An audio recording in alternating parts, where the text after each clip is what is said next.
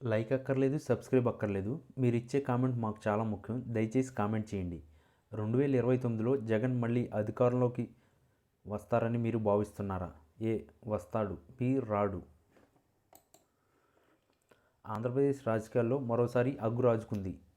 ప్రతిపక్ష నేత వైఎస్ జగన్మోహన్ రెడ్డి ముఖ్యమంత్రి చంద్రబాబు నాయుడుపై సంచలన ఆరోపణలు గుప్పిస్తారు. ప్రపంచంలో ఎక్కడి నుంచో అప్పులు తెచ్చి రాజధాని నిర్మాణమై ముసుగులో అపారమైన అవినీతి పాల్పడ్డారని జగన్ విమర్శించారు. చంద్రబాబు హయాంలో జరిగిన భారీ అవకతవకలు, అక్రమ లావాదేవీలు చిట్టాను బయటపెట్టినట్లుగా పత్రికా సమావేశంలో ప్రకటించారు. రాజధాని కోసం రాష్ట్ర ప్రభుత్వం ప్రపంచ బ్యాంక్, ఆసియా అభివృద్ధి బ్యాంక్, ఏడీబీ వంటి అంతర్జాతీయ సంస్థల నుండి లక్షల కోట్ల రూపాయల అప్పులు తెచ్చిందని, ఈ రుణాల్లో అత్యధిక భాగం రాజధాని ప్రాజెక్టుల పేరుతో కాంట్రాక్టులకు చెల్లింపుల రూపంలో చెల్లించబడిందని జగన్ ఆరోపించారు. రాజధాని సెల్ఫ్ ఫైనాన్సింగ్ ప్రాజెక్టుగా చెబుతూనే అప్పుల కోసం ప్రపంచమంతా చంద్రబాబు కాళ్ళరిగేలా తిరుగుతున్నారు. ఈ అప్పులన్నీ భవిష్యత్ తరాలు మోయాల్సిందే అని ఆయన అన్నారు. రాజధాని నిర్మాణం అంచనాను అడ్డగోలుగా పెంచి తనను కావాల్సిన కాంట్రాక్ట్ సంస్థలకు కట్టబెట్టేందుకు టెండర్లకు ప్రభావితం చేశారని జగన్ ధ్వజమెత్తారు.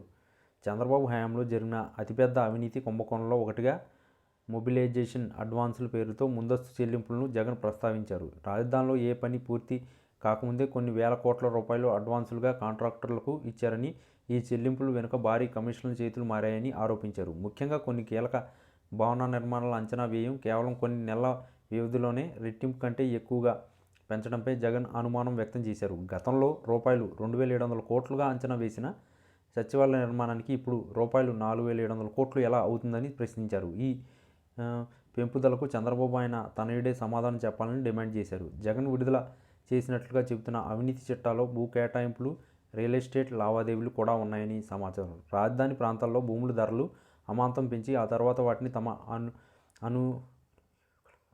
తనకు సంబంధించిన వారికి కట్టబెట్టారని, దీని ద్వారా వేల కోట్ల రూపాయల మేర అక్రమ సంపాదన జరిగిందని జగన్ ఆరోపించారు. పేద ప్రజలకు ఇతర ప్రాంతాలకు అభివృద్ధి దూరం చేసి కేవలం రాజధానిపైనే దృష్టి పెట్టడం వెనుక ఉన్న ఏకైక కారణం అవినీతి, దోపిడీ అని ఆయన స్పష్టం చేశారు. తాత్కాలికంగా భవనాలకే వేల కోట్లు ఖర్చు చేశారు.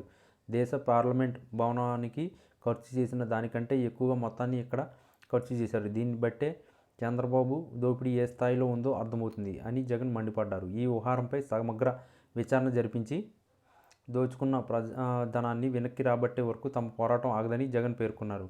రాజధాని పేరిట జరుగుతున్న ఈ మెగా సీరియల్ దోపిడీని రాష్ట్ర ప్రజలు గమనించాలని, చంద్రబాబు నిజస్వరూపాన్ని అర్థం చేసుకోవాలని ఆయన పిలుపునిచ్చారు.